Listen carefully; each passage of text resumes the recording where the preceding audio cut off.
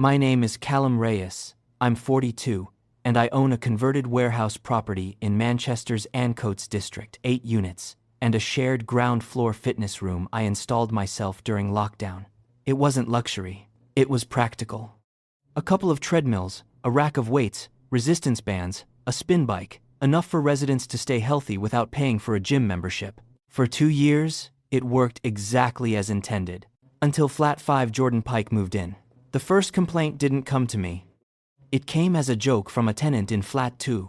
Callum, since when do we need to book tickets for the gym downstairs? I laughed, until he showed me a screenshot, a WhatsApp message in the building's group chat. Limited slots for tonight's cardio session? £5 entry, DM me to reserve your treadmill. My stomach dropped. I checked the group. There it was. Jordan had renamed the gym. The Den. Posters printed and taped to the hallway walls. Hit nights. Cardio burn sessions. Guest passes available. Guests. In a private residential building. Charging money. Using equipment I purchased. Electricity I paid for. And access meant only for residents. I confronted him the next morning. He smiled like I'd complimented him. I'm just building community, mate. Helping people stay fit. By charging them? He shrugged. People are willing to pay. That was the first moment I realized something important. Jordan didn't see the building as a home. He saw it as an opportunity. And once someone starts monetizing something that isn't theirs, they don't stop. They escalate. And I had a feeling this wasn't just a few £5 sessions. This was something bigger, something deliberate, something that was about to get out of control. Within 2 weeks, the situation went from irritating to structured. Jordan wasn't just charging per session anymore. He introduced membership tiers. Silver £20 PER a month for 3 sessions a week. Gold £40 a month for unlimited access. Elite Burn Club, £60 a month, plus guest privileges. He printed laminated passes. Gave them out to people who didn't live in the building. Strangers started showing up at the door asking, "Is this where the cardio club is?" Residents began messaging me directly. Noise complaints at 6 a.m. Music thumping at 11 p.m. Sweat stains left on machines. Broken resistance bands. And the worst part? He had started locking the gym. With a keypad I didn't install. Residents only during business hours, he told them. Business hours. In my building. Using my space. My equipment. My liability. I checked the CCTV in the corridor. Streams of non-residents entering. 6 at a time. 8 at a time. Every evening. And then I saw something that changed the situation completely. Jordan collecting cash at the door. Physical notes. Tucked into a metal box. No receipts. No registration. No insurance. If someone got injured down there, I'd be liable. Not him. That's when irritation turned into something else. Not anger. Not yet. Calculation. Because I realized something very clearly. Jordan wasn't just bending the rules. He was running an unlicensed business inside my property. And if I handled this wrong, he could deny everything. So I didn't shut it down immediately. I watched. I recorded. I documented. Because if I was going to end this, I wasn't going to argue. I was going to prove it. And when I did, I was going to make sure he could never spin the story in his favor again. I started with numbers. Electric usage. The gym's meter had always been stable. Minor spikes in the mornings and evenings. After Jordan arrived, the usage tripled, then quadrupled. I pulled the billing data, matched it with timestamps from CCTV. Every spike matched one of his sessions. Then I documented occupancy. Clips of 6 people on treadmills at once. Clips of non-residents using the space. Clips of him handing out entry wristbands. Then came the audio. Loud music. Him shouting over it like a trainer. Push harder. You paid for this session, get your money's worth. Paid. On record. Clear. Undeniable. But the final piece came from a resident named Aisha in Flat 7. She knocked on my door one evening, uncomfortable. He asked me to promote his sessions online, she said quietly. He offered me a free membership if I brought in more people. She showed me his message. A full promotional script. Pricing tiers. group packages, referral bonuses. It wasn't a side hustle anymore. It was a business model, operating illegally, inside my building, using my property, putting my insurance and safety at risk. At that point, I had enough evidence to evict him legally, immediately. But I didn't, because eviction would end the problem quietly, and Jordan would just move somewhere else, and do the same thing to someone else. No consequences, no lesson, no accountability, and that didn't sit right with me. So I made a decision. If Jordan wanted to run a show in my building, I would give him one. But it wouldn't be the kind he expected. I issued a formal notice. Routine safety inspection, fitness room and electrical systems. 48 hours notice. Completely legal. Jordan didn't panic. He responded casually. Yeah, all good, mate. Gym's in great shape. Of course he wasn't worried, because he thought the problem was equipment safety. Not what I already knew.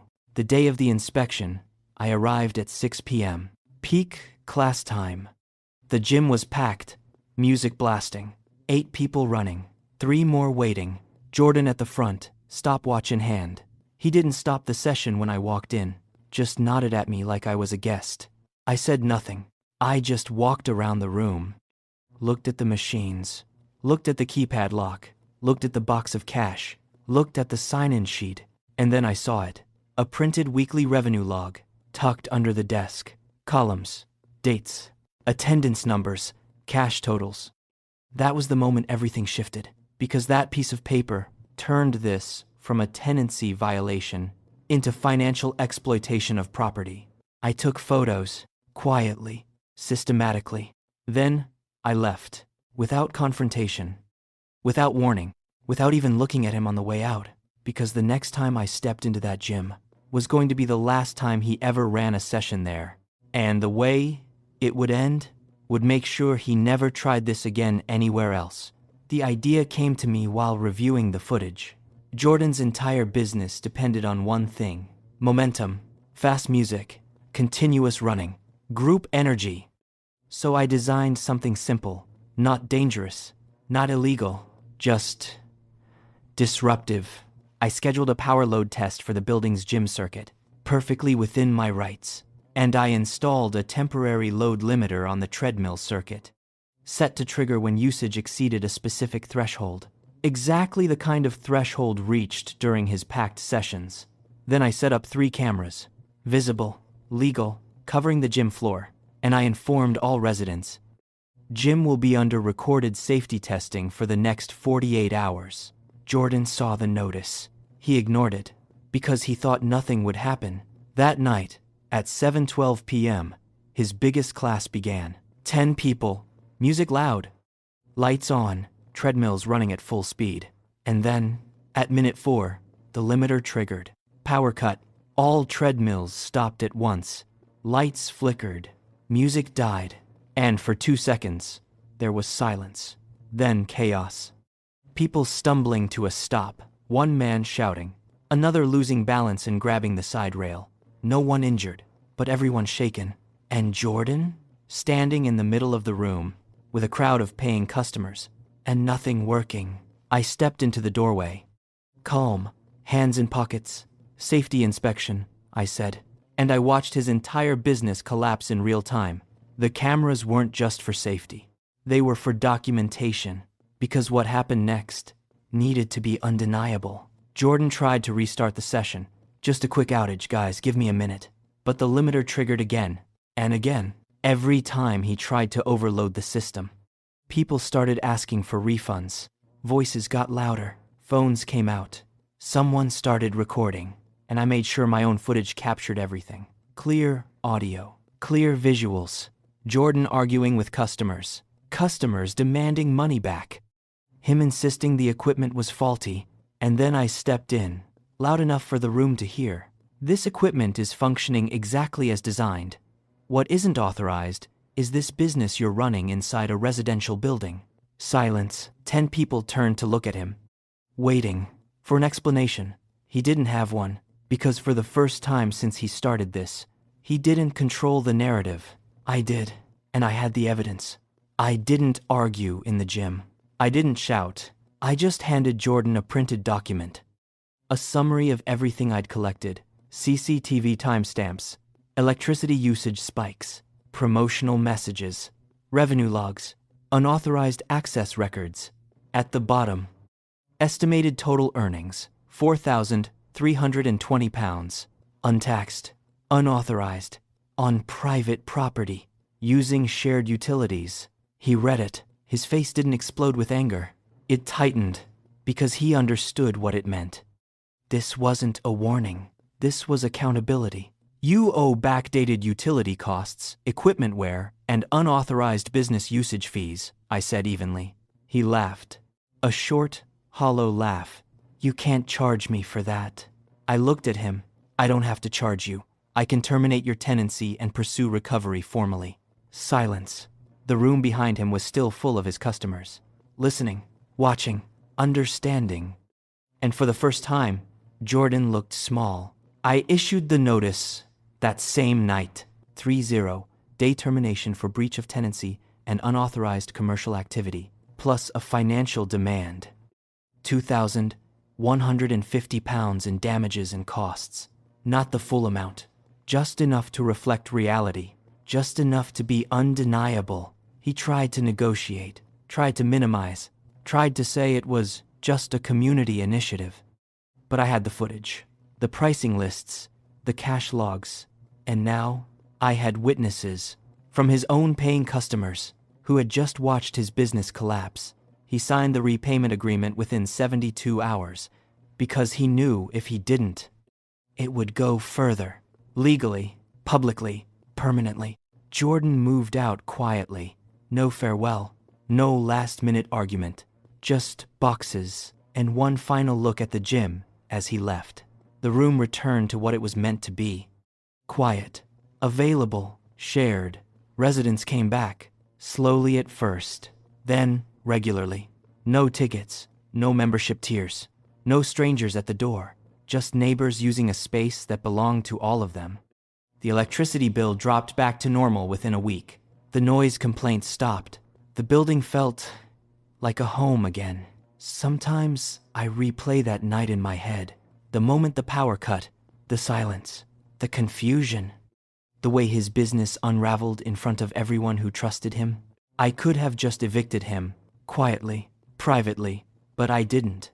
I let his own system collapse in front of his customers, in front of witnesses, in front of the truth. Was it necessary? Maybe not. Was it effective? Absolutely. Because Jordan didn't just lose a place to live. He lost the story he had built about himself. The trainer, the community builder, the entrepreneur, all replaced by something else. Someone who took what wasn't his and got caught. So was it justice? Or was it something colder? I'll let you decide. All I know is this. No one in my building has ever tried to turn it into a business again. And every time I hear the quiet hum of that treadmill, I remember exactly what it cost to keep it that way. Thank you for being here. If you enjoyed this, go watch the one on the left and don't forget to hit like and subscribe to the channel for more tales of triumph over injustice and a saga of ultimate revenge.